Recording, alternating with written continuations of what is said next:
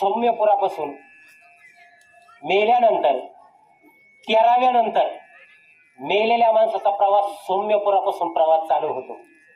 सौम्यपूर, शौर्यपूर, नगेंद्र भवन, गंधर्वपूर, नानक्रंदपूर, क्रूरपूर, शिताप्त भवन, बहुभीतीपूर, धर्मभवन, हे अनेक पयोवर्षण हे मेल्यानंतर. मला काय सांगायचं आता, हे कधी जर वेळ आला तर संदर्भासह सांगणार आहे तुम्हाला.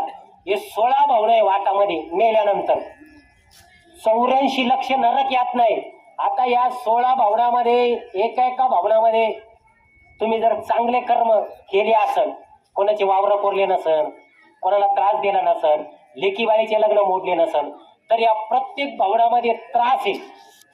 तुम्ही जर चांगले कर्म केले असेल तर हे त्रास अजिबात नाही. तुम्ही जर वाईट कर्म केले तर हे त्रास आहे.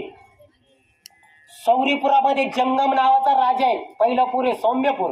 त्या पहिल्या पुरामध्ये तुम्हाला नातवाने किंवा मुलाने आदरायुक्त दिलेला पिंडाच्या बदली तुम्हाला या ठिकाणी जेवण मिळतं. आपण म्हणतो ना, इथं पिंड दाखवलं तिथं कसं काय भेटत, ते ज्यादा डोकं तू लावू नको. हा, इथून फोन लावल्यावर अमेरिकेत कसं काय लागत हो, तू डोकं लावूच नको. काय काय धोतांडे इथं पिंड दिले तिथं त्याला भेटत का, ते डोकं लावायचंच काम नाही, ते बरोबर भेटत त्याला. इथं आपण पहिल्या सौम्यपुरात पिंड दिल्यानंतर तो सौम्यपुराचा पिंड खाऊन, सौम्यपुराचा पिंड खाल्ल्यानंतर पुढच्या भवनामध्ये तो त्या ठिकाणी जायला निघतो. सौम्यपुरानंतर शौर्यपुरामध्ये जातो आणि तिथं जंगम नावाचा राजा आहे. हा, त्याला पाहिल्यावर तिची भीतीने गाळण उडती.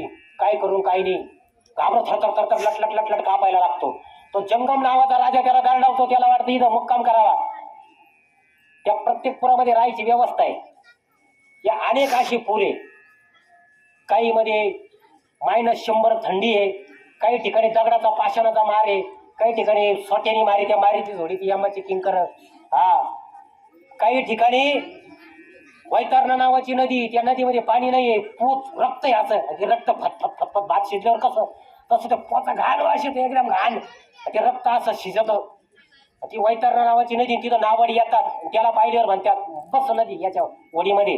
बरं, त्या वडीत बसायला पैसे नाही लागत, कर्म लागतं कर्म. त्याला म्हणतात तू आयुष्यभर काही पुण्य केलं का, कोणाचा दान धर्म केला का, एखादी गाय दान दिली का, शेजाऱ्या पाजाऱ्याला दान धर्म केला का, तो डोक्याला हात लागत हाही कर्म, ते पण करावं लागत का म्हणे. मग इथं कर्मच लागत म्हणे. इथं पैसे बिशे 100ची नोट 500ची नोट नाही लागत. मग तो म्हणतो हे तर मी काही केलं नाही आयुष्यभर. मग ते यमदूत त्या नदीत त्याला ढकलून जातात, लुटीच्या नदीत. तो हाय हाय हाय हाय हाय हाय बोंबलो तो, मोठ्या मोठ्याने वळतो. अरे कर्मा, माझ्या कर्मा वाचव. त्याला त्याच्यात लोटल्यानंतर अंतराळाचे भूत येतात आणि मासे धरायला कसा तो गळ आपण टाकीतो, त्या गळाला आपण भाकरीने तर शिदुड उलट लोटितो. ते टाकल्यानंतर त्या गळाला तो मासा गुततो.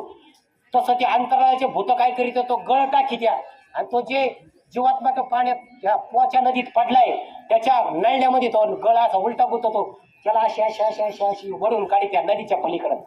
हा, पहिले तरी.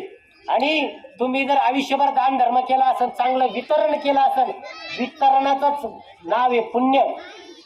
तुमचं जर वितरण चांगलं असेल तर वैतरणा नावाची नदी तुम्हाला पार करता येते. अशा अनेक यातना पुढे आहेत. पण आपला निश्चित वेळ या ठिकाणी झाला. आणि वर्ष श्राद्धाच्या टायमाला तुम्ही आता आज पिंड दिला असेल, बरोबर, आजचा पिंड दिला ना. आज पिंड दिल्यानंतर तो पिंड खातात मेलेला जीवात्मा आणि त्याचा हातभराचा पिंड देह, आता ऐका बरं का, हातभराचा पिंड देह वर्ष श्राद्धाला 12व्या महिन्यात तुम्ही जो देतात पिंड, तो पिंड त्या ठिकाणी दिल्यानंतर तो पिंड त्याला मिळतो जीवात्म्याला. आणि हातभराचा पिंड देह त्याचा गळून पडतो आजच्या दिवशी आणि त्याला अंगठ्या एवढा वायुरूपी देह हात मिळतो वर्ष श्राद्धानंतर. हातभराचा पिंड देह गळून पडतो आणि अंगठ्याभराचा वायुदेह मिळतो, त्याला म्हणतात यातना देह. मेल्यानंतर जो पिंड मिळतो त्याला म्हणतात, जो देह मिळतो त्याला म्हणतात पिंड देह. आणि वर्ष श्राद्धानंतर तो पिंड देह गळून पडतो, जो पिंड देह मिळतो त्याला म्हणतात यात्रा देह, अंगठ्या एवढा. आणि मग इथून पुढं मग तो त्याला यमदूत घेऊन जातात इथून पुढं वर्ष श्राद्धानंतर. आणि वर्ष श्राद्धापर्यंत चांगल्या वाईट कर्मानुसार तुम्हाला यात नाही. आणि वर्ष श्राद्धानंतर मग तुम्हाला आता इथून पुढे घेऊन गेल्यानंतर मग तुम्हाला त्या चित्रगुप्त समोर बसवलं जातं. आणि काय काय भानगडी केल्या वर्षभर त्या सगळ्या टिपिले.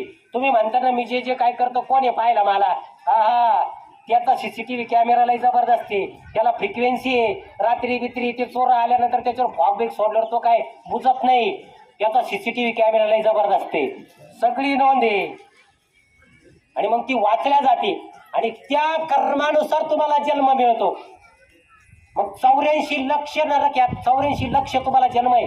मग तुम्हाला 4 पायाचे 2 पायाचे सरपटणारे वाकडे तिकडे हे वृक्ष वेली हे निसर्गाचे जेवढे झाडे निसर्गात जेवढे प्राणी जे सस्तन प्राणी असन पाण्यात राहणारे असन सरपटणारे असन साप असन खेकडे असन मासे असन हे त्याचा त्या कर्मानुसार तुम्हाला जन्म दिला जातो.